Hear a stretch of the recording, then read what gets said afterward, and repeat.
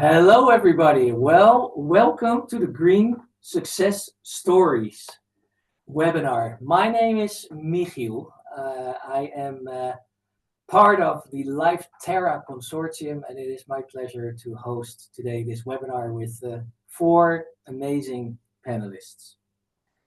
We will talk about how reforestation and large-scale tree planting efforts have gained momentum across Europe as vital strategies to combat climate change.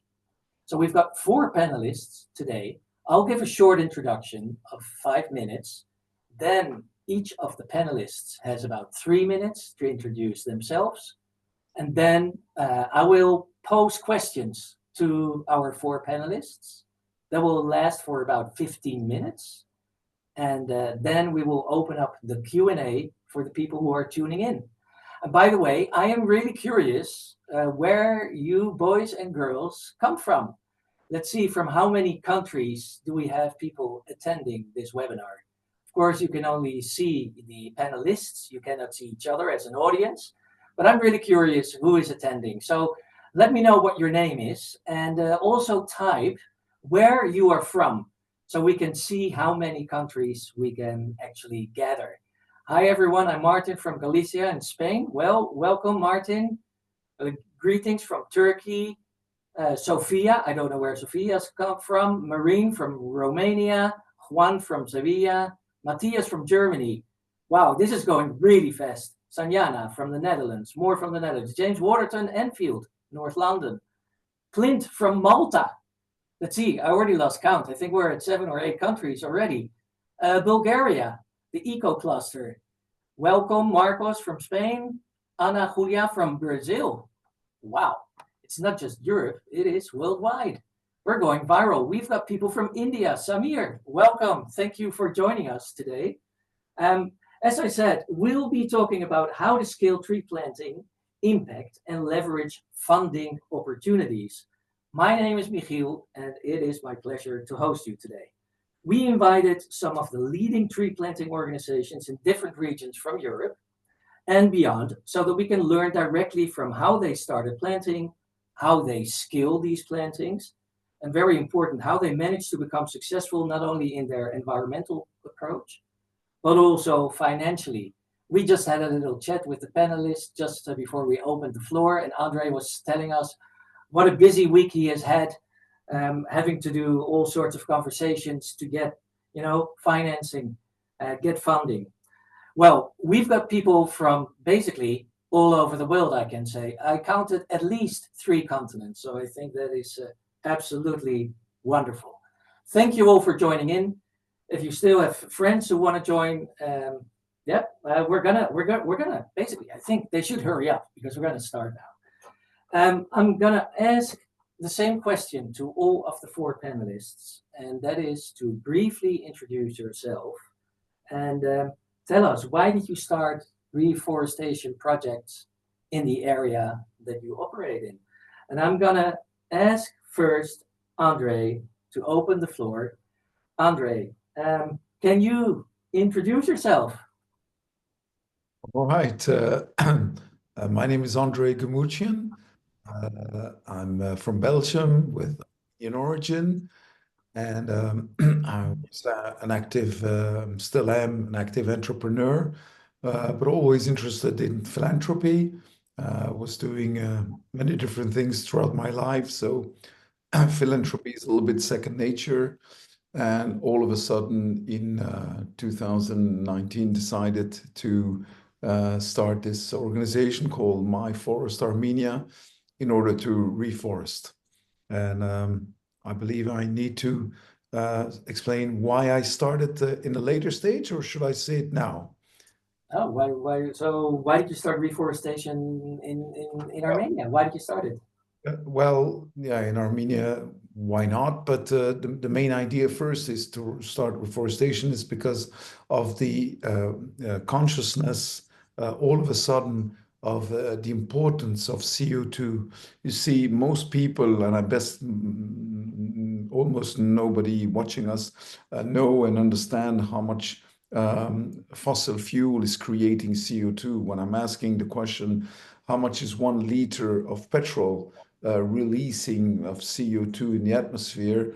And this is the question that nobody knows the answer. Everybody thinks 150 grams. It weighs actually 750 grams. And the answer, to make it very short, is 2.3 kilos. So 2,300 grams for 750 grams of petrol. And it's when I realized this importance and the hugeness of this number that I decided to act, because I believe all of us should act, everyone on our planet, me included, and all of us panelists and people watching, we're in fact all of us destroying the planet, whether we like it or not, quite unfortunately, because we are using this fossil fuel in our everyday life. And so the least we can do is at least repair some of the damage we have done. And the image I use is that when I'm invited to someone's house, I don't go with my trash bag, have a lovely dinner, go back home and say, well, you can take care of my trash bag. But it's in fact what all of us are doing on this planet. We're leaving our trash to other people or to the next generations. And so this is not correct. And I decided to start this organization, do something, and hopefully convince others to join. And I did manage to convince. You always want to convince more people, but we can't complain. So wonderful. Thank you. Thank you so much. Thank you so much, André. Mihai from Plantam, Fapte, Bune. I'm sorry if I did not pronounce it correctly. I'm sure you can do better, Mihai. Can you introduce yourself? Thank you very much. You pronounce it very well. Plantăm fapte bune în România, planting good deeds in Romania. I'm one of the 5th forest engineers within this organization. Actually, we are 12 colleagues, a big family based in Bucharest, Romania. But across the country, we are more than 50 colleagues. All of us are involved in reforestation projects across the country. And to answer to your question, there is a great need in several places across the country, especially in the plain areas, to reforestate large areas. And we are very active. Actually, my colleagues are active from 2011. I want to share with you only 2 or 3 slides. I joined the team in 2013 as a volunteer, and from 2017, I'm a permanent staff in this, let's say, Romanian movement. These are all achievements with more than 4 million seedlings planted in the last 13 years. But as you can see, the last year was one of our best years. We planted more than 650,000 seedlings in 28 out of 41 countries across Romania. So we are traveling a lot, planting a lot with a lot of sponsors. We started to have concrete results, which are very appreciated by our sponsors and the community and so on. So I'm very happy to be here. I don't want to be longer than this. So I'm very eager to hear the questions and to give answers. Thank you. Thank you very much, Mihai. That means I can give the floor to Marika from One Tree Planted. Hi, everyone. Yeah, first of all, thank you so much for this invitation. I'm very happy to be here and to be able to provide some more context and details about the work that we do. As you know, I'm Marika. I'm based in Italy, and at the moment at least, and I manage large-scale reforestation projects across Europe at One Tree Planted. One Tree Planted is a US-based non-profit organization that strives to drive global reforestation through innovative and science-backed and nature-based solutions, which in very simple words means that we believe as an organization in the power of trees to build a sustainable and resilient future. Just to provide a little bit of context for those who don't know, since our inception, which is in 2014, One Tree Planted has fostered partnerships with very valuable local planting organizations in over 80 different countries across the world, facilitating the planting of more than 135 million trees and restoring nearly 120,000 hectares of land and forest across diverse ecosystems. So I'd say that by funding these very high impact projects and also simplifying the donation process, we try to empower a global community to create tangible change and tangible impact. So that's why we started also in Europe, because it's just one of the regions across the world. And last but not least, I would really like to say thank you, because today there's two of our planting partners in Europe. So I have direct conversations and contact with them. One is Sven, Terra. So thank you again for the invitation, and André from My Forest Armenia. So yeah, that's why we work in Europe, because we really want to value these organizations on the ground that are really making an impact. Wonderful. Well, thank you. Thank you for joining us, and thank you for doing the work that you do and coming over the big pond from the States, helping the rest of the world as well. That's wonderful. Thank you. Sven, from Terra, can I give the floor to you? Thanks, Michiel. Thanks to the team for organizing this fantastic webinar, and to all the co-panelists that have become friends over the years. So I think that tree planting is not only good for the environment, but it's also good for social relationships and for uniting people. I'm Dutch from origin. I live in Spain, and I always say I'm a true European. And so I believe that this movement of climate action across Europe can really help to also bring back a little bit of pride and a little bit of positive spirits in sometimes dark days as we are living them. Okay. Now, as a background, I am, I would say, a bit of a tree passionate. Some people call me tree freak. That's fine. But as a kid, I've always been fascinated by trees, by forests, by plants. And it probably comes from my mother's side. And it has been sort of a large farming tradition, but always in combination with hedges and with fruit trees, and with sort of that combination. That's what they call currently agroforestry. And it was very inspiring for me as a kid. And I could not understand, when I was driving around the Netherlands and also in France, how it was that we could look for kilometers at some point without seeing any tree, and therefore also no birds, no life basically. And when we got the opportunity, after many years of doing European projects and being quite successful at it, we were challenged by Brussels to propose something very ambitious. And we said, well, hey, let's try it. So we've been planting trees now for quite a few years. We more or less know how this goes. We have a lot of requests and a lot of friends, as I say, in and around Europe. Let's try and build something that can help to activate society and to facilitate schools and companies and whoever wants to be involved in climate action to become involved and to reconnect to nature. And that was the start of Terra 5 years ago. I'm very proud and happy of what we've achieved. We'll talk a little bit more about that in this webinar, and very pleased to be here. Thank you. Wonderful. Maybe because we're going very well in time.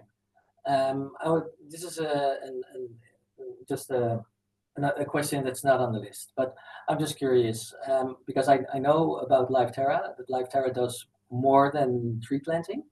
Does it also go for the other organizations? So maybe André or Mihai or Marika, is it that you are solely focused on tree planting and reforestation, or do you also have other, well, let's say climate-related or nature-related activities? Now, in my case, we only do reforestation. We're focused only on two aspects, afforestation and reforestation. And in fact, we are doing afforestation, but we would like to do more reforestation. That means planting in degraded forest, but there's an added layer of administrative difficulties, because you have to leave to work with the local and usually government organization, and it's a bit more complicated. But we're totally focused only on that. No education or no other types of activities. Marika, maybe you or Mihai? Yeah. I guess that one tree planted tells already a great part of the story. So at least in Europe, yes, we're heavily focused on reforestation, afforestation, ecosystem restoration in some terms. Outside Europe and especially in North America, in the US specifically, there are a few additional projects from seed collection and seed banking, which of course the ultimate goal is still reforestation, but that's let's say an early stage which slightly differs from putting trees on the ground. And then we also have a different initiative that is related to the rehabilitation of orcas. So again, it's still about reforestation and restoration, ecosystem restoration, but there is a specific focus on, in this case, wildlife orcas. So that's probably two examples that slightly differ from the one tree planted mission. Yeah, thank you. Part of it. Mihai? We are very active also in the education projects. We have several education projects like online conference, like podcast and so on. But I want to share you very briefly our newest project, which is a forest caravan, as you can see it now in the picture, which is a truck, personalized truck with a lot of learning materials. We are going in schools and teach a lot of people. So actually, in the last 2 months, I guess we gathered to go to more than 20 schools across the country. So this is one of our main, let's say, main activities. As you can see, we are combining, let's say, all teaching stuffs, but also we are focusing on scanning the trees with iPhone, with VR technology and so on. But the main activity of this project is to invite the children to plant a seedlings and to take it home as a, let's say, souvenir or something like this. So education would be, in our opinion, our second main objective, second main field of activities. Interesting. Sven, what about Live Terra? Well, it is very much in line with what Mihai is saying. Education is a very important pillar under the Live Terra concepts. In fact, we do hundreds of school planting events per year across many European countries. And we have, of course, developed Terra mission in collaboration with our science and education partners. Through that program, we have more than 33,000 school classes because it's free of charge. So it's very easy also for teachers to learn and to work with it. It can be localized. It's available in 8 languages. And every school teacher can really make kids enthusiastic about circular economy, climate change, tree planting, and create a bit of green feeling and green knowledge among these young kids. So that is a very important pillar, and it has led us to a lot of also funding opportunities because companies and other donors, charities, they really appreciate that, and they actually support particularly that kind of work where we plant a lot with kids around different countries in Europe, because they see that. Well, I mean, it is, of course, it is the future. They are the future. They have to understand, they have to help us in that transition to a new economic model with a little bit more respect for nature, and they're actively supporting that. So I think that education as a general theme can be an important building block under any concept, any climate action concept. Can also be other activities, of course, but in our case, it has worked. Nice. Yeah. So it's sort of like 2 on 2. Huh? So 2 are like really focused on tree planting. 2 also do more, especially education. Beautiful. So I think we're really going very well on time. Let's have the panel discussion, guys. My first question is for you, André. In your case, My Forest Armenia was founded, as you mentioned, in 2019. So that's like six years ago. You plant around 400,000 trees every year in Armenia. How did you manage to start with such big numbers and keep a steady growth throughout the years? It's been 6. So how did you do that? And how did you get up to those big numbers to begin with? And how do you uphold them? Right. Actually, it's it's a double answer. To begin with, when I started looking into starting this organization, the first thing that I looked, because we do everything from scratch. So we collect the seeds in our own forest in the country, and we sow them in the nurseries, and then we plant them in the land. Apparently, I'm not a forester by training, but I learned a lot and I like learning. And apparently for biodiversity purposes, this is very important to only use a local and endemic species. So the first thing we did was to establish a nursery or a greenhouse. And then when I was looking at the numbers, I saw that it was quite, let's say, feasible to create a production unit, to do around 400,000 plants, and actually even from 400 to 800,000. So we aimed at that number from the beginning. And if you start, of course, at calculating and making all your calculations on 400,000, then obviously you can come to a lower price per tree because it's a big number. And on the second part of the answer was we were lucky in having good partners and supporters, and one of which was, of course, One Tree Planted. That helped us quite a bit because they represented almost a third of our planting capacity. We had another partner before that also who came in very quickly and who financed a large part of the operation. So that's why we grew very quickly, because we had a model, let's say, that allowed us to have a rather low price of plants, and at the same time we were successful in having strong partners, and which allowed us to do this. As a matter of fact, we're turning around now or more around the 600,000 trees per year. So this is a little bit our planting target. And I quickly will add that we're not looking to grow more than 1 million, because let's say all the problems pile on, and it becomes a very, let's say, difficult. It begins to be very difficult to manage. And the main thing, I think all of us, we should not lose focus that what is important at the end of the day is not how many trees we plant, but how much forest we create.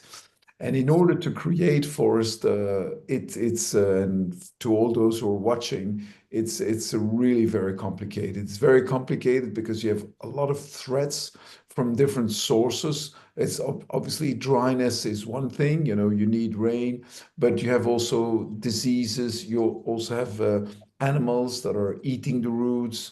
You have very different types of threats. And in order to be successful, you need to do maintenance. And maintenance obviously costs money. You need to send the people to the fields and do the maintenance. And of course, each time you send your workers to maintain, let's say, 400,000 trees that were planted, well, it is expensive. So the focus is now less on planting a lot of big number of trees, but more in making sure that they are maintained, that they grow. As a matter of fact, last year we did 100,000 replanting in one area only, because the trees had not caught well. And again, the objective is to create and to grow a forest and not to plant trees. Yeah. And what is the situation in Armenia when it comes to finding land? Is that That is, let's say, land is easy. I'm from Belgium originally, so it's the same size. Belgium has 11 million people. Armenia has 3 million people on the same size of land, so 30,000 square meter.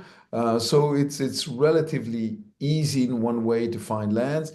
What is difficult, there are two difficulties, is finding good lands. And that is critical factor, is finding good land. So you want lands that are oriented towards the north, because you don't want them to dry too much in the summer, and with a good fertile soil.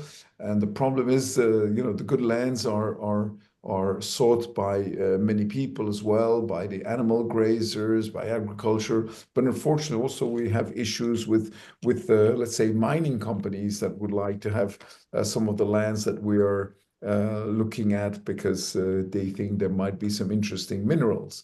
So that is one issue, is finding good lands. The other issue is doing all the administrative work in order to secure the land. We don't buy them. We lease them for free for 25 years. And the administration part is also not easy. The regulatory, the administrative, the legal part is quite complicated, but we're managing that. We're trying to solve the problems one by one. But we're managing, let's say. How big is your organization? How many people are involved? How many people are involved? How big is your organization? The organization, we have, let's say, about, we have 2 locations. We have an office with about only 10 people. This is in the capital. We have, in our main nursery, we have about 6 people, more like managers and like the local coordinators. And then we have about 30 nursery workers that work almost the whole year. So we're around 45 people. This is, let's say, the fixed staff. And then, of course, we have guards. And each time, and the guards we hire for 10 years, 24/7. So each time we grow, we have more and more. Each year, we add 2 more guards. I believe we have now 6 guards or 8 and keep growing. And then there's only the planters that we hire during the moment of planting. Projects, yeah. But it's a serious operation. It's a serious operation. The good thing, what is interesting also is that thanks to also a few grants that we had, we have a good, let's say, production unit, because we have 2 greenhouses, one of 500 square meter, one of 300 square meter. And we have 2 nurseries, one of 3.5 hectare, one of 1 hectare. And so that means that we have a serious, let's say, production capacities, and then we can manage to produce up to 1.5 million plants. Wow. That's a lot. André, sorry, but I would like to move on to Mihai. Thank you. Thank you for this. No problem. It's impressive. Mihai, with Plantam Fapte Bune, you have become one of the biggest tree planting initiatives in Romania. But how do you manage to grow from, let's say, smaller community plantings all the way to large-scale operations? Can you tell us something more about that journey? Because your journey's been quite different. I want to be honest and to say that we are the biggest planting initiative in Romania. Yeah. Because we have a lot of strong partnership with several stakeholders, but the most important are the volunteers. But we are working with tens of private or state-owned forest districts, tens of municipalities. We are targeting only public-owned lands. So at the beginning, maybe it was a little bit challenging to find the lands and to establish a partnership. But now, after 13 years, the partners are coming to us and asking, okay, do you have enough money to plant this land? And year by year, we build strong partnerships, and now we have concrete results, which are on our visit card, let's say. We have what to show to several stakeholders. The trees were growing, and as André said, we are only very focused also on maintaining the plantings, because we are talking about young forest at the moment. Yeah. So, as I mentioned before, it was a little bit challenging at the beginning, but now imagine that we are working year by year with tens of stakeholders, and we are active every spring and every fall in 20 to 40 different places across the country. How many volunteers are involved? Until now, we managed to get more than 50,000, but in each planting events, in each planting season, let's say, between 2 up to 3,000 volunteers. Wow. Yeah. For example, tomorrow we have an activity with 500. One day before, we'll have the planting activity of 800. So, but we have also a big team, the big volunteers, coordinating volunteers and forest engineers and so on. Yeah. So Sven, what is your experience working with volunteers? How important are volunteers for Life Terra?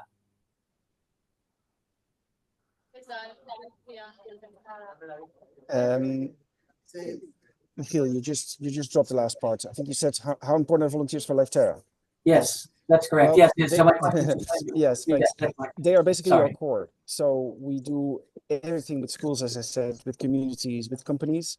We've had a little close to 2,000 events over the last 5 years. We're now active in 30 countries, 30 European countries. Yeah.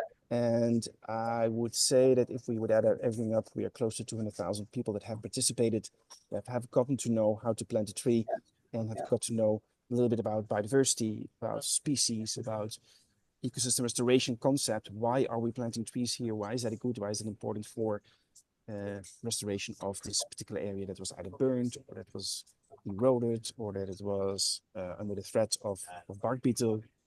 Like André is saying, there's a lot of threats currently at European and global forests, not only people that are actually harvesting with a little bit too much enthusiasm, but also environmental factors, rising temperatures, more extreme precipitation levels, and that really affects the stands, let's say, the forest and the survival rates of new trees, etc. So there's a lot of work to do in that sense. And we've taken the European approach, thanks to the LIFE program. We're able to have this mandate and starting capital, because in the end, we also talk about funding here today. With that funding, it was basically our start capital to launch this very ambitious program. And that gives also visibility and credibility to have sort of this European stamp of approval, if you like, which then also helps to get in touch with also bigger donors that help co-funding, like One Tree Planted, like others, and that help us to catapult into bigger projects and in more countries. So that's basically how we try to every time scale that up over the last 5 years. Yeah, and what would you say have been the major challenges? If you look at all the different activities that Terra does, it's tree planting, it is education, it is technology. What have been the biggest challenges that you faced? And I think it's very valuable for our viewers as well, not just to hear. Of course, we want to hear about the successes, but it's also really, we can learn from things that were really difficult. Yeah. Yeah, well, we have lots of challenges. I mean, you can just imagine if you want to approach such a thing from a European perspective, you're dealing with different legislations across these countries. I should say that at the beginning we got a bit of a bag of money to start with. So money was less of an issue, but it was the locations. Where do we plant?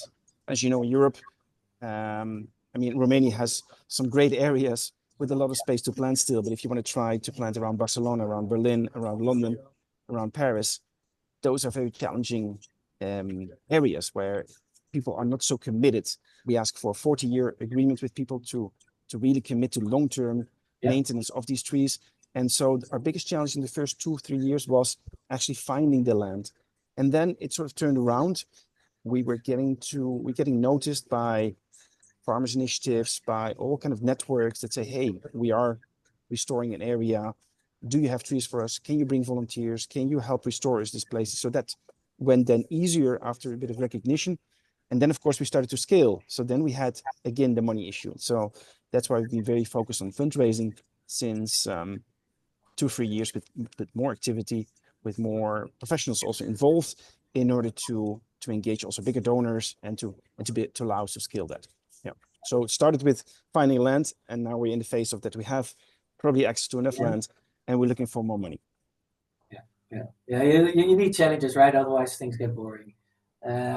Hey, Marika, One Tree Planted has its main operations, as you mentioned, in the US. However, you financially support many planting projects worldwide. I think you mentioned something like 80 countries. Can you explain the differences you have encountered between Europe and other regions? Sure. So as I was saying, One Tree Planted has a global reforestation approach, and this translates into a global commitment. So our environmental stewardship extends worldwide. So we support diverse planting projects across regions, as we were saying at the beginning. But while we have a standardized process, or we tend to have a standardized process to support large-scale programs, and this is, of course, needed to simplify a very complex landscape, we also tailor our approach to each region's unique contexts. So it's very clear to us that there is no one-size-fits-all solution. So we must recognize the need for customized solutions that are, of course, based on regional differences. And when it comes to Europe, so first of all, Europe is the youngest region where One Tree Planted has established their operations. So we started in the season of 2020-2021 with a very first project that was in Romania, actually. I was not there at the time, but yes, that's still a big milestone for me. So yeah, as basically Sven just really nailed it down. In Europe, there's, I always tend to say that Europe is quite unique as a region at One Tree Planted because there's many challenges. First of all, there is a land challenge. So there's a limited land availability, which of course is due to the dense population and also the historical land use in the region, but also fragmented land ownership. So this is true not only across different countries of Europe, but it's also true within the same country. Like one of the examples that I have in mind is Portugal, where we have two large-scale reforestation active projects. One of them is on public land, protected land, where of course the capacity is way bigger compared to the other project where the land is either common land or private land. And our local planting partners, they have to deal with a huge amount of strict regulations. So there is this difficulty in acquiring, in some of their cases, or also managing large plots for planting because, yeah, there is not a lot of land available. And then there is, I would say, also another level of complexity, which is in terms of regulations. So again, there's well-established environmental regulations in Europe and forestry practices that really depends on a country-by-country basis. So while it's true that a great number of the countries fall under the European Union, so in that case we have, let's say, a general framework and general environmental guidance. At the same time, we all know that each country makes a difference and they have their own national regulations. So again, in my experience, I see big differences between countries in Central or Western Europe compared to Eastern Europe. So navigating these permits or different impact assessments or the EU directives definitely adds these multiple layers of complexity, which at the end of the day creates higher operational costs. So Europe tends to be a more expensive region. It's not the only more expensive regions at One Tree Planted, but definitely it's one of them.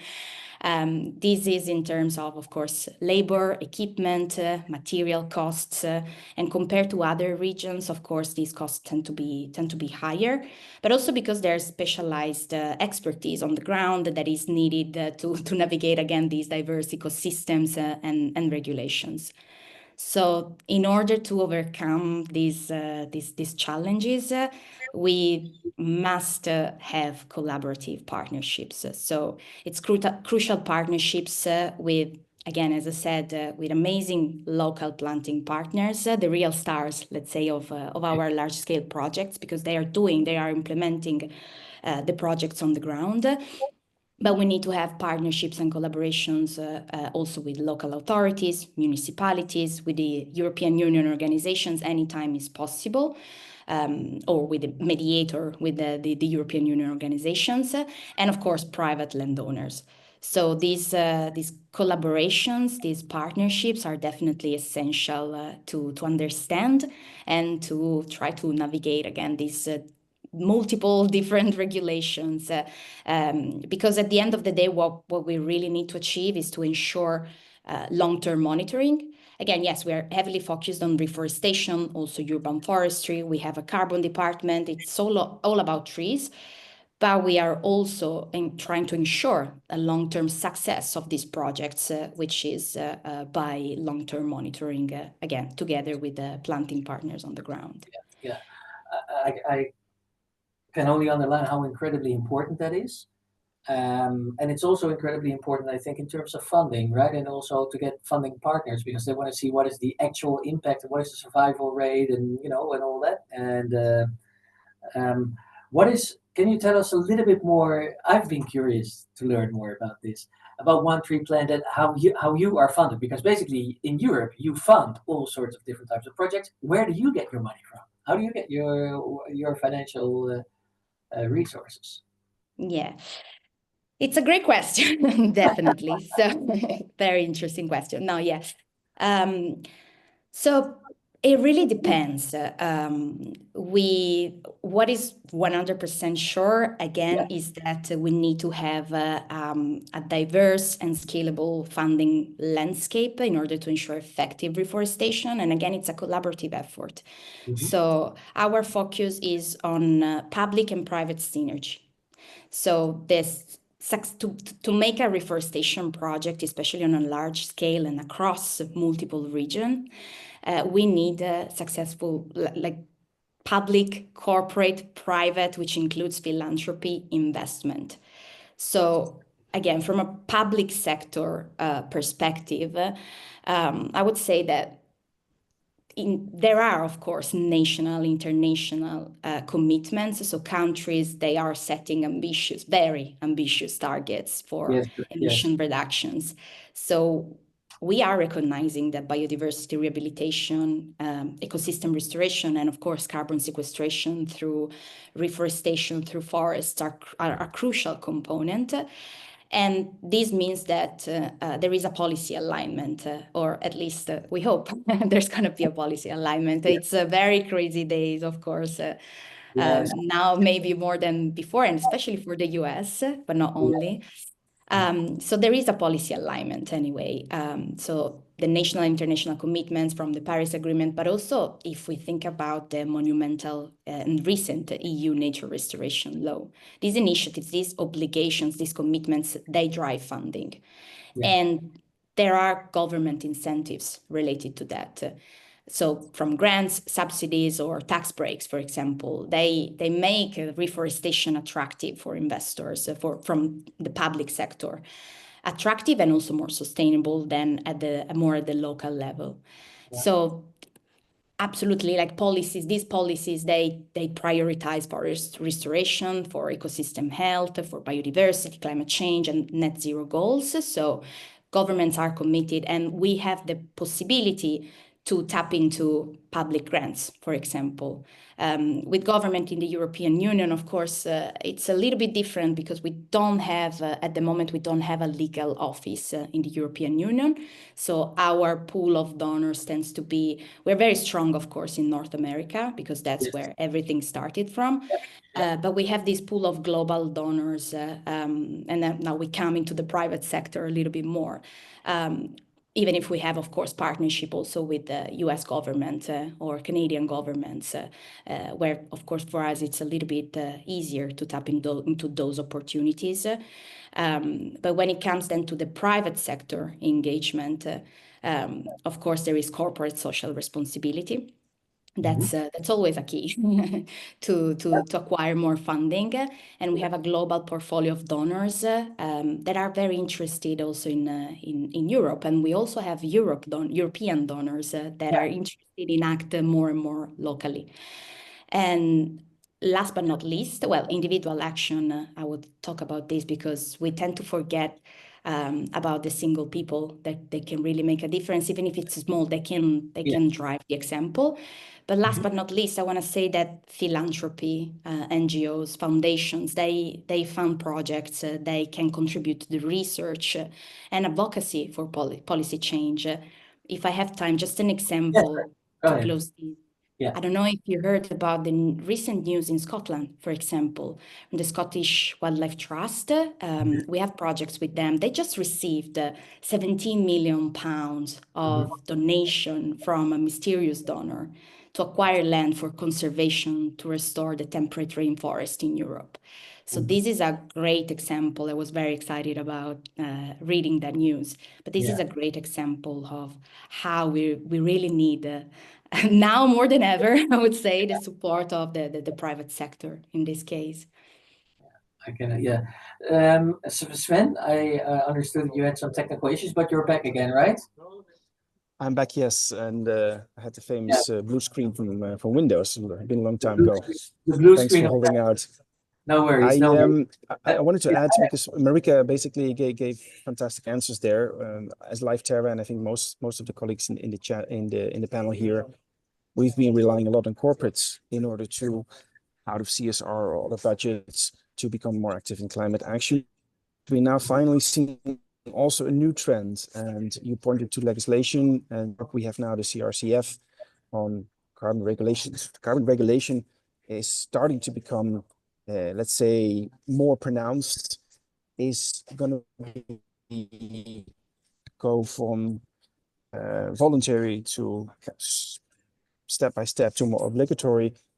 We've finally developed our first carbon and biodiversity project. So actually getting credits for carbon removals and for biodiversity in European restoration projects. And we see that there now is a growing appetite of companies that want to pay for that. And that opens for us a new line of business, if you want to call it, with much bigger amounts, and therefore allowing us also to scale. And we think that this is a great opportunity, not just for the countries where we are working in, but also for our partners on the ground.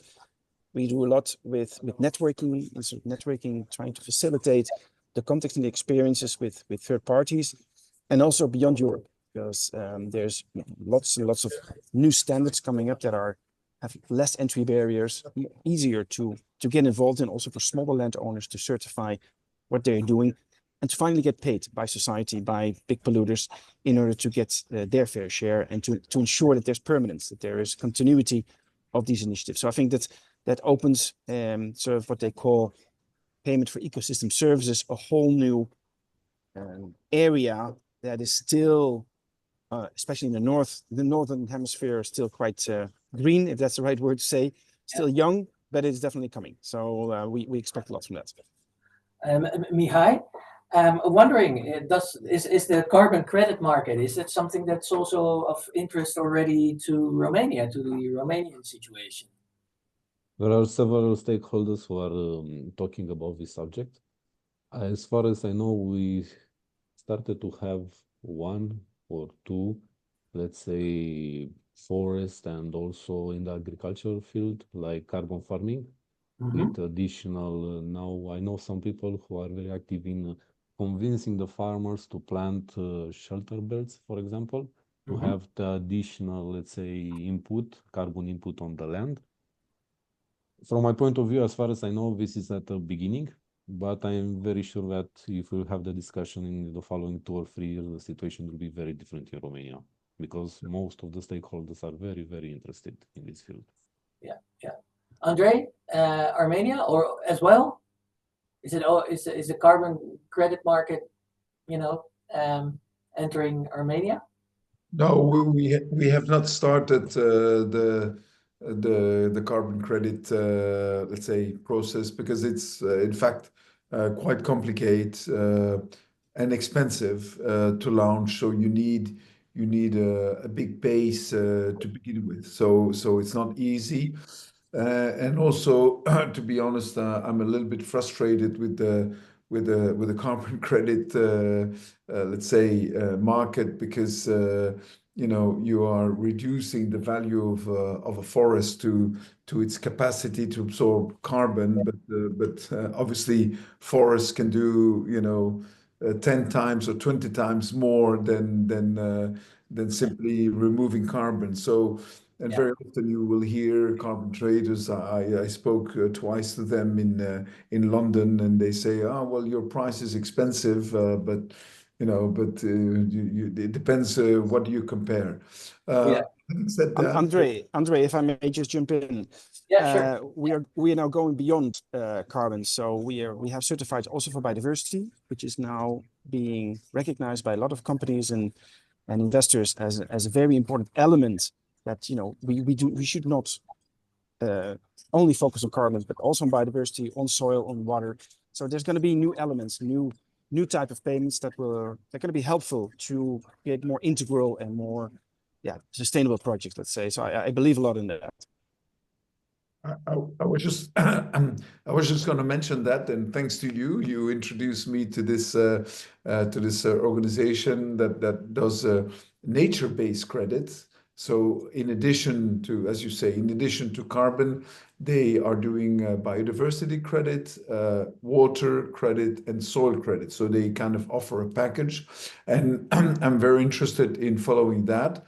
And we have started, but there are a few, let's say, hurdles to clear.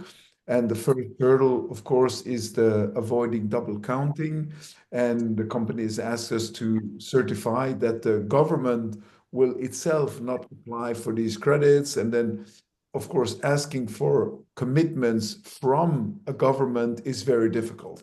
They don't like to commit to anything, but we're in the process. We hope that we will reach somewhere, but we're still at the very early stages. We have not started yet. That's the bottom line. Hey guys, looking at the agenda, thank you everybody, thank you all the panelists, and you're not done yet. Huh? I'm not letting you off the hook yet, but we're going to open the floor for questions. So to everybody from all these many different countries, Sebastian from Austria, Roberto from the Netherlands, and people from all over the place, you can pose your questions in the Q&A.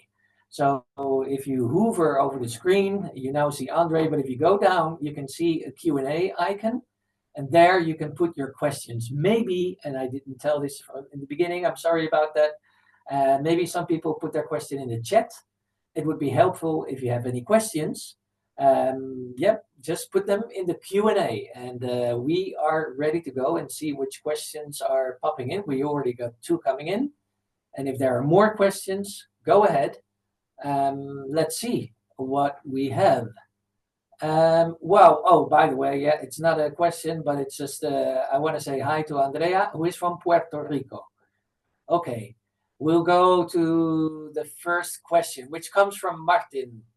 And he says, you've mentioned the maintenance aspect of the planting projects a few times. I'm wondering, how can you keep track of the status of the plantings and monitor the trees over time? What are the mechanisms or tools that you use?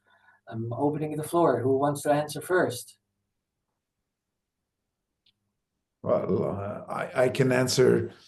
If you want, I can. I mean, basically everything is done manually and visually. So actually, we establish monitoring plots.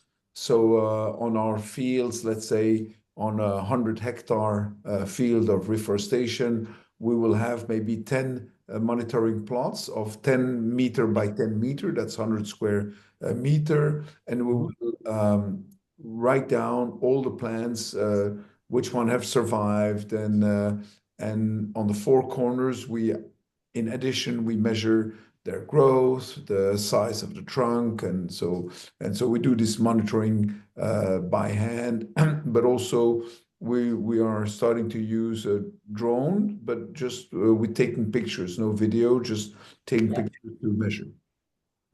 Mihai, can you elaborate a little bit what you do in terms of tracking, monitoring? Yes, for sure.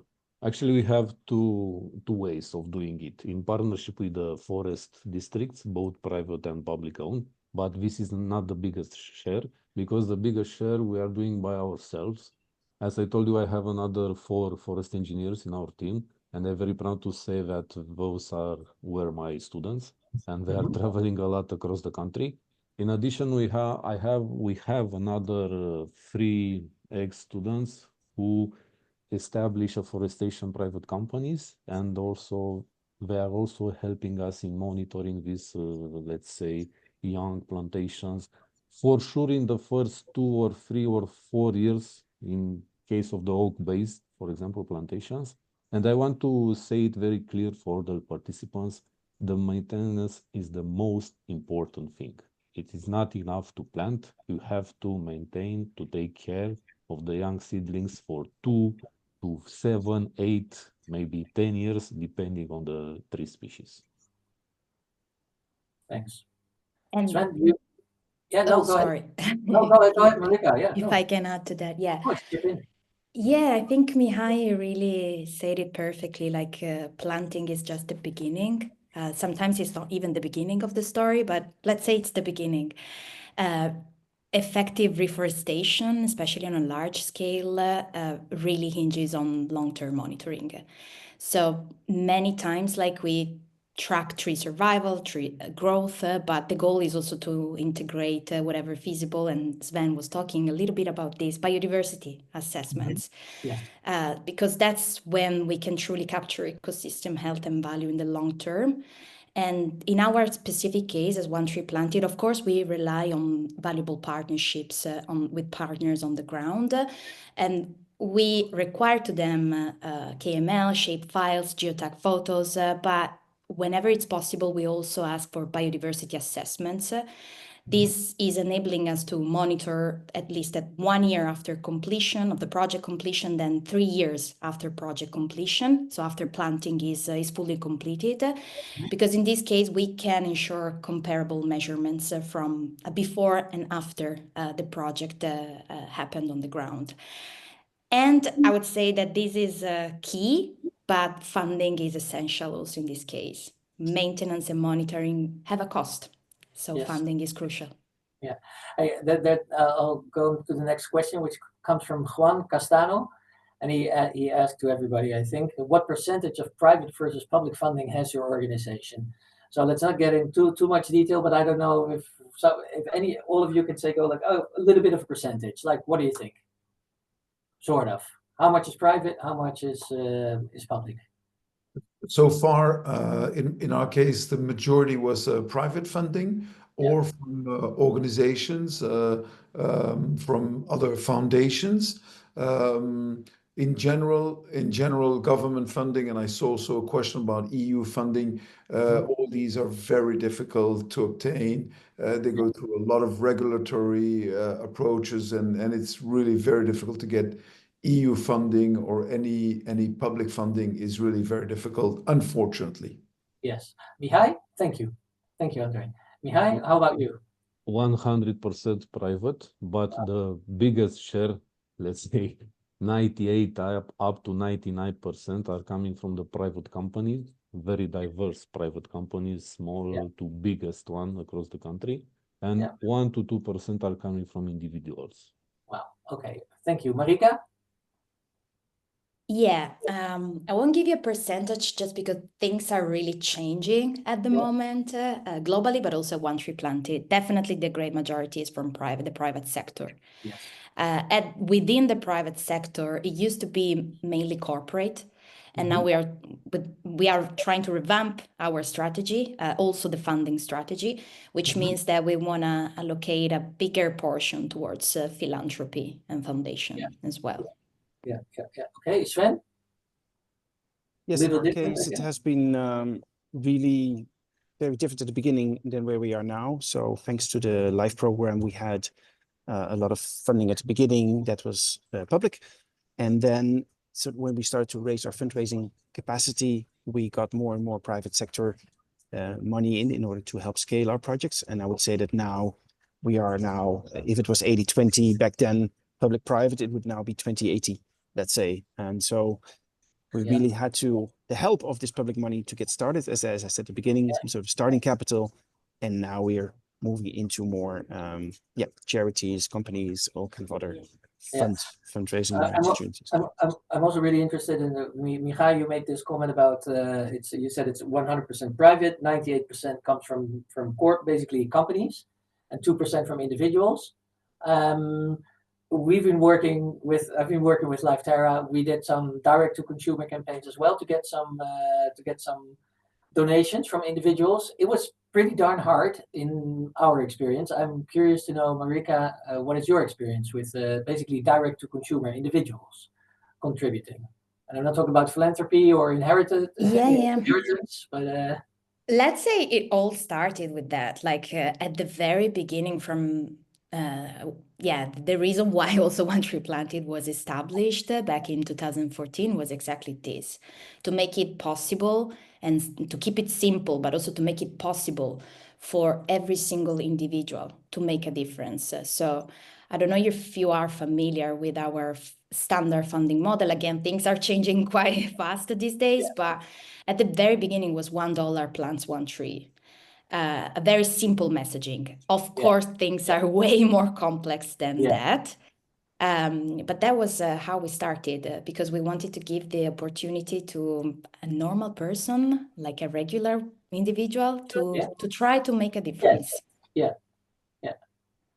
Okay, so it was the start, basically. It was the seed, literally the seed funding. They're still very important to us, of course. But yeah, of course, the great majority comes from other sides. Yeah.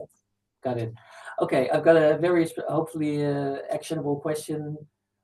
In successful applications for tree planting funding, have you noticed any specific themes, keywords, or approaches that tend to be particularly effective? Are there certain priorities that funders are especially responsive to? I think that's a great question. Who wants to answer? Sven. Well, I'm actually just typing an answer here, taking advantage of the chat, but I'll read it out. To us, what we've seen is that the whole question around participation, so the fact that we actually actively invite people to join us and companies, their teams to join us, schools to get involved, has become very, very important and gives us a lot of credibility and visibility. So that's very important.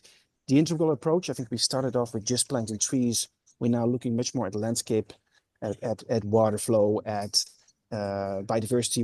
We put up nesting boxes if we can do that kind of stuff. And finally, also long-term success. So believe in resilience of plantings. How can we achieve additional funding through credits or otherwise to ensure what the other panelists also said, these long-term maintenance and improvement of planting. So I think if you add all those elements into an application, you for sure have a lot of the elements for success. Thanks. Let's see if there's time for a few other questions. I may answer also to this question. Sorry, yeah, Mihai, go ahead. The most important thing for us is to tell the sponsor that we are dealing with degraded lands, which is very hard to afforestate a degraded lands. But this is one of our main mission, and the sponsor are very aware what is the meaning to plant on a degraded land in comparison with planting on the forest soil, for example. So this is what we are telling them every time. Yeah. And in our case, also to answer what is more effective, it's the people aspect.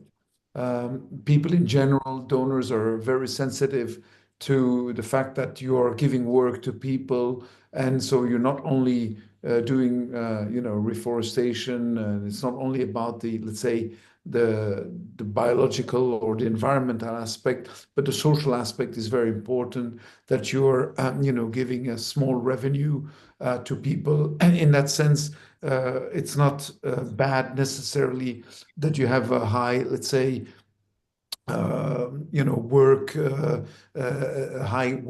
labor cost, because in fact it's this labor cost that is attractive to many donors, and this is a very important aspect in terms of getting finances, and because you're really helping people. And as a matter of fact, in general, reforestation, for those who are watching, it's not about forest. Reforestation is not about forest. It's not about the environment. It's about people. All of us, we are doing this work, not to help the forest per se, but the forest will help us, people, human beings living on the planet. So our work is really, in the end, to benefit people. Beautiful. Yeah, it's in our own interest. Huh? Yeah. Let's see. There are so many questions, and we're not able to answer all of them. So Anna, who, by the way, I want to thank dearly for preparing this panel session. She told me to please tell you all that you can direct your question. If your question has not been answered, please direct your question per email to contact@lifeterra.eu. I will try to copy that now in, so you can see it from me in this chat. So email your question to contact@lifeterra.eu, and we will either forward it or make sure that LifeTerra answers the question. Let's see. This is not a question that's been posed here, but it's basically going to be my final question to our panelists. In this time where we have a lot of, I would say my company is called bright vibes, but we feel a lot of dark vibes going on at the moment when it comes to the very little priority that's being given by some, let's say, politicians and world powers at the moment. But despite that, I would love to hear from all four of you what gives you hope, what makes you hopeful, what keeps you going. So I'll start with you, Sven. That's a great question, and I don't have a 10-second answer, but I do see that a big part of society, well, could be bigger, but a significant part of society, let's say, is very well aware of what's going on in terms of environmental degradation. A lot of people feel powerless to do something. I think all of us in this space can mobilize a lot of positive energy towards reforestation, do it as best as we can, try to ensure as best as we can maintenance and long-term success, raise the funds that are needed. I saw some comments of people that say, hey, we don't want to make nature into a commodity. I fully agree. I wish it was not necessary, but unfortunately we have to raise money. Without money, we cannot buy the seedlings, we cannot undertake all the efforts. So we're going to need significant funding for these things. And then I'm optimistic that we can turn this around because, and I hope therefore that Europe and its surrounding partners like Armenia are doing an amazing job. You are part of Europe as well, André, that we can do amazing things and hopefully show the rest of the world also a way forward out of this momentum that we are, and to create more positivism and really make an important dent in this whole climate change issue. Thank you, Sven. Mihai. People and volunteers, to be very shortly, but I want to say that I'm very eager to answer to all the questions that was raised in the chat and in the Q&A section. So please redirect to us, especially the one with black locust, Robinia pseudacacia. I want to say it very shortly. It's very legal to plant Robinia pseudacacia in Europe. Actually, 43 countries, European countries, are planting this species in several territories within these lands. I have concrete material, so please redirect the questions because I'm very eager to provide answers. Thank you. That's very hopeful too. André, what makes you hopeful? Well, I'm not sure about hopeful, but I will quote, this is our motto within our organization, and is actually from a Dutch statesman, of course, that you know. It's William of Orange. Mm-hmm. A very known motto that we use a lot, and I will say it here in English.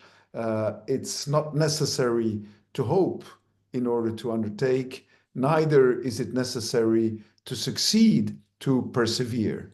So the question is not whether there is hope or not, or whether we have success or not. We have to persevere, we have to continue on our task, and we'll see later the results. So this is a little bit my message. The second part of the message is it's not necessary to look at the whole world. I think what is very important is that we, each of us, look in front of a mirror and think, have I done what I should be doing? And this is the important question that each of us should answer. Am I doing, my share of what I should be doing in order to leave, let's say, an empty room or a clean room to the next people who are going to rent the room here on this planet? So this is the point, and I think the rest will, if all of us think like that, and we each, clean our own little square meter, things will be better. Definitely, yeah. It's the circle of influence. Focus on your circle of influence. You make that circle better. If you focus on what's outside of your circle of influence will become smaller, right? Exactly. Marika, the final words. Yeah, what an honor. No pressure. No pressure. It's exactly this what makes me hopeful, like working together with these amazing organizations. I have the honor to see their commitment not only to the environment, but to their local communities. Like their holistic approach towards, in this specific case, reforestation, but of course there are other nature-based solutions. But when I see this, and I'm very lucky on kind of my daily basis, despite the challenges, because we can't deny that there's huge challenges, especially in terms of funding. Like we want to act now, but we are desperately looking for the funding that is required to really make a difference. But this is what inspires me, like that it is possible to have a global reach, but with a local impact. So the local impact is what really makes me hopeful that by working together, that collaboration is key. We can find solutions most of the times. And when we cannot, we sit down, we have a chat together, and we try to think that there will be a solution tomorrow. So yeah, this is what makes me happy. And keeps you going. So thank you so much. I want to thank everybody, all the attendants who, unfortunately, if we didn't answer your question yet, send it to contact@liveterra.eu. It will get answered. Wonderful panelists, you've been amazing. Thank you for doing what you've been doing for, I don't know how long, for years and for years and for years. And I love it, André, as you put it. It's very beautiful. You all said very beautiful words. The most important thing is that we all do what is within our power to create something positive. And that's what you guys are all doing. And I'm pretty sure that everybody who attended today will use planted seeds of hope there. So I want to thank you all for that. And thank you for your wonderful work. Thank you for your time. And I'm looking forward to hosting the next webinar, maybe somewhere in a beautiful new forest, a biodiverse, very healthy and wealthy forest. Thank you. Thank you. Thank Speak you soon, so everybody. much. Thank you. Bye-bye. Thank you. Bye. Bye bye. Bye.